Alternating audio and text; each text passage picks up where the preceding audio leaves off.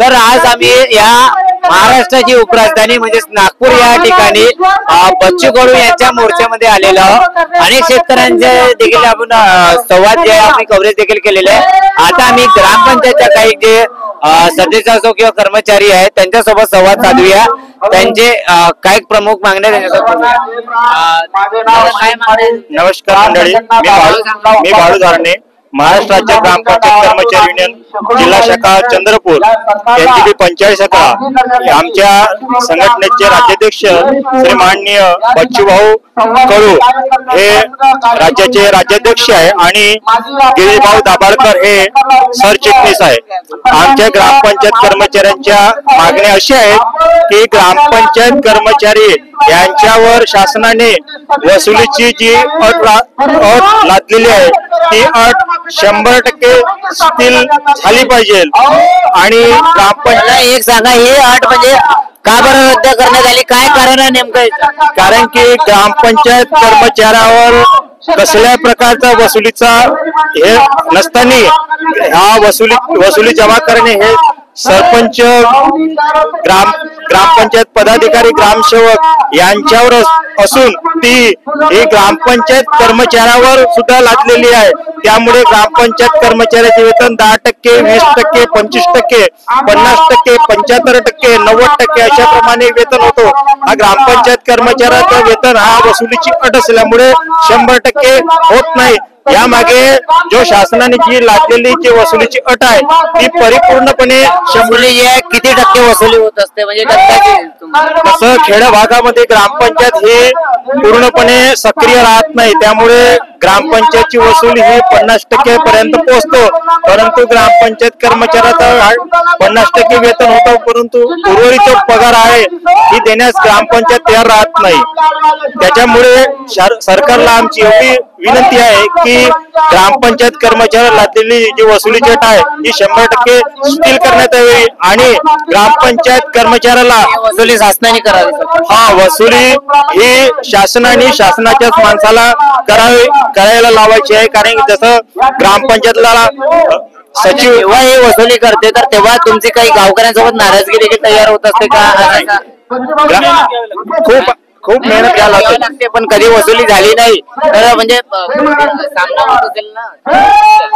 वसुलीची जी अट आहे का वसुली झाली नाही तर तुम्ही ज्या सांगण्याप्रमाणे सांगितलं की 1000-2000 मिळते, आता तुम्ही सांगितलं तर ते म्हणजे 1000-2000 काय होणार, कसं घर प्रपंच चालवणार, हा मोठा एक प्रश्न आहे तुमच्याकडे। जेव्हा वसुली आम्ही करतो तेव्हा गावातील नागरिक जे आहे ते वसुली देत नाही म्हणून 100% वसुली गावात राहिल्यामुळे आपण त्यांना सुद्धा काही जास्त बोलू शकणार नाही। याच्यामध्ये कसं आहे, वसुलीची म्हणजे वसुली करताना ग्रामसेवक, सरपंच, सदस्य हे आपल्या सोबत कर्मचाऱ्यासोबत राहिले पाहिजे ना, ते येत नाही। आणि आम्ही जेव्हा वसुलीसाठी जातो तेव्हा गावातली नागरिक वसुली थेट शासनाने करावी असं तुमचं म्हणणं आहे डायरेक्ट? आमचं म्हणणं कसं आहे की शासनानं आतापर्यंत आमची दिशाभूल ग्रामपंचायत कर्मचारी दिशाभूल केलेली आहे। आम्हाला वेतन श्रेणी आणि वसुलीची अट हे रद्द करा, वसुलीची रद्द करायला पाहिजे आणि वेतन श्रेणी आम्हाला मिळालं पाहिजे। 100% आम्हाला तुम्हाला ठराविक पगार नाही, ठराविक पगार आमचा आहे 11,625, 11,625, 11,960 अशा प्रमाणे आमचं वेतन आहे। परंतु ते वेतन मिळते का तुम्हाला? वेतन मिळत नाही आम्हाला। 1000 रुपया, 2000 रुपया ते वेतन मिळतच नाही तुम्हाला। 2000-2500 रुपये मिळतात ना।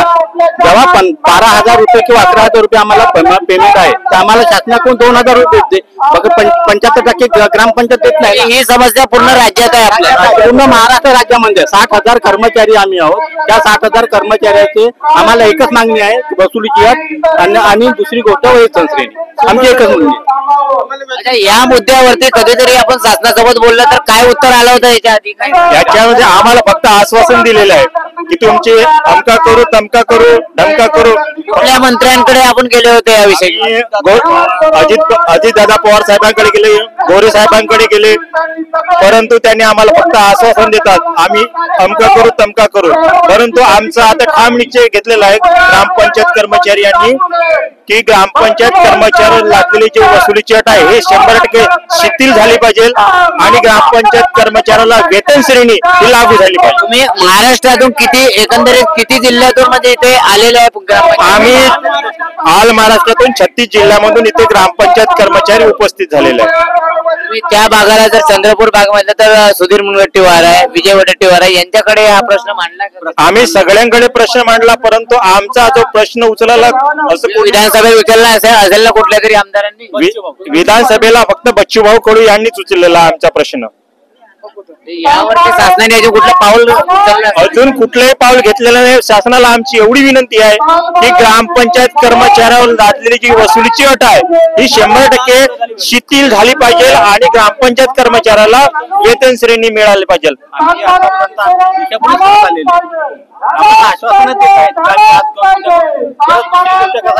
आम्हाला जेव्हा आमच्या कर्मचाऱ्याला जेव्हा वेतन श्रेणी द्यायचं आहे तर आम्ही कमिटी बसवू, समिती नेमू. अशी किती समिती नेमणार? किती समिती गठीत करून आम्हाला आमच्या कर्मचाऱ्यांना न्याय द्याल तुम्ही? आमची एकच मागणी आहे, तुम्ही समिती गठीत करा का नको करा, आम्हाला फक्त वेतन श्रेणी, फक्त वेतन श्रेणी, आमची एकच मागणी.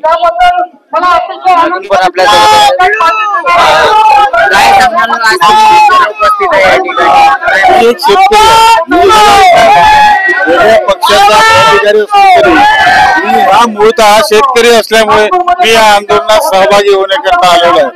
बच्चूभाऊवर खूप लोक प्रेम करतात, तसाच मी एक शेतकरी म्हणून परत या थेंब ना थेंब असा पाठी करून आपण या आंदोलनात सहभागी झालो. आता या ठिकाणी दिव्यांगन आले आहे, या ठिकाणी आपण बघू शकतो ग्रामपंचायतच्या लोकांची वसुलीची अट आहे हे सुद्धा म्हणजे रद्द करण्यात आली पाहिजे असं देखील मागणी आहे. तुमचं काय मत आहे? जे हो बिलकुल, दुष्काळ घोषित झाला आहे ते कुठल्याही प्रकारची वसुली केली गेली पाहिजे. या वसुलीचं पुढच्या वर्षी नियोजन करून 4-5 टप्प्यात ते वसुली करण्यात येईल. 2,000 रुपये त्यांना वेतन घ्यावं लागतं अशी अवस्था म्हणजे झालेली आहे. नाही, शेतकरी ग्रामीण भागातून आहे, शेतकरी असल्यामुळे या भावना आमच्या आहे सोबत त्यांच्या थोडं उशिरा घेऊन आले. त्यांना हे महाराष्ट्रातलं जे सरकार आहे हे दुटप्पी धोरण आहे.